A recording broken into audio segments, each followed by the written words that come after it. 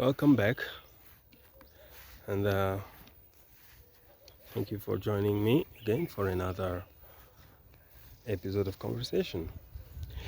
Today, I want to share with you um, my experience of how I got exposed to voodoo. Well, 3 years ago, I was heading to Nigeria to visit a friend, and then I also have friends from Benin Republic. So why not kill two birds with one stone? I said. So I decided that I was going to go to Nigeria via Benin Republic, because I think also at that time the flight during the COVID time were not allowing my destination to go to Nigeria directly. So yes, after speaking to my friend in Benin Republic, I said, let me come and have a look at what you have to offer, and then since we have spoken about business before, study the opportunities of doing business in Togo, in Benin. Now, what happened is I landed in Cotonou, and my friend was supposed to come and fetch me, which he did. But at that time, he was not living in Cotonou, so he had gone back to his hometown of Kome. So he suggested that since the flight was impromptu, we could just maybe head on to Kome and then spend some time. And it additionally also made a bit of sense financially, because what we had to look into, which was agriculture, it was mainly in Kome. So he texts me, and then we reach Kome, we reach his house.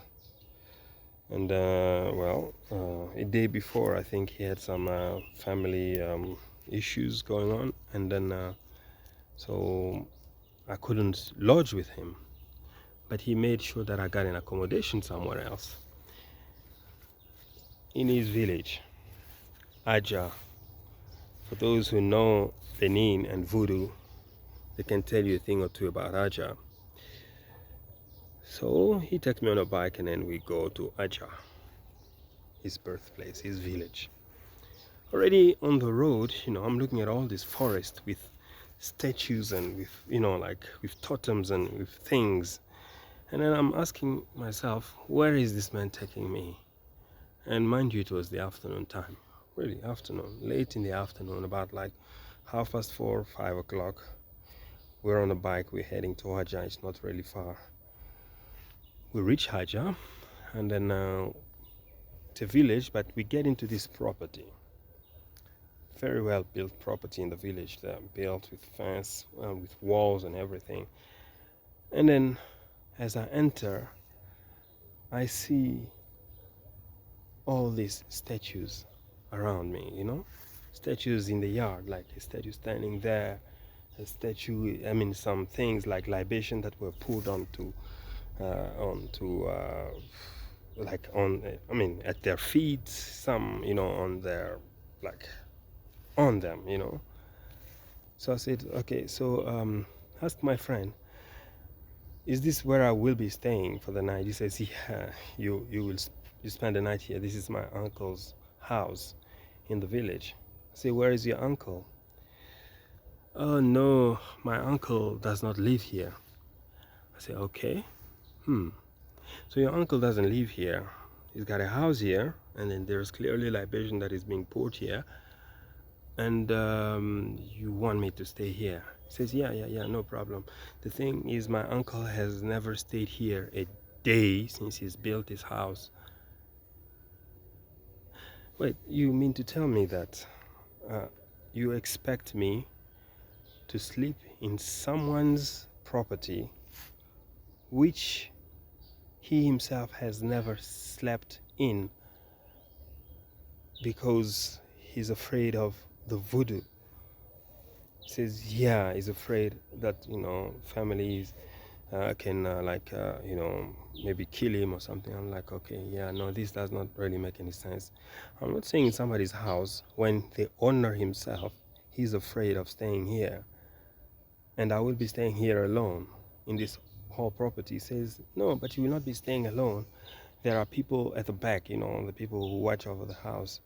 I said, that's even worse because I don't even know these people. And then you expect me to sleep here on my own the whole night. He says, no, nothing is going to happen. I've slept here myself a couple of times. I said, no, that is crap. Take me back to the nearby place where I can find a guest house or something. I know it's a village, but I mean, you should have a guest house or an Airbnb or something. Take me there. Then that's where he takes me back on the bike, and now it's almost 6 o'clock or 6:30.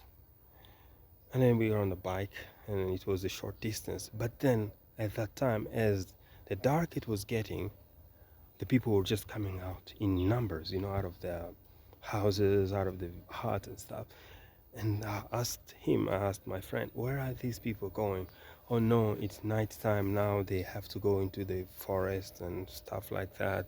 They have to do their voodoo. I say, okay, wait, you bringing me in a place that I am not familiar with, and people are just going out of the house randomly, and then they're going for voodoo, and that I'm not really into this.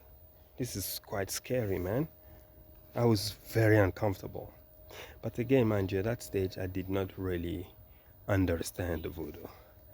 I did not really know the voodoo like I understand it today.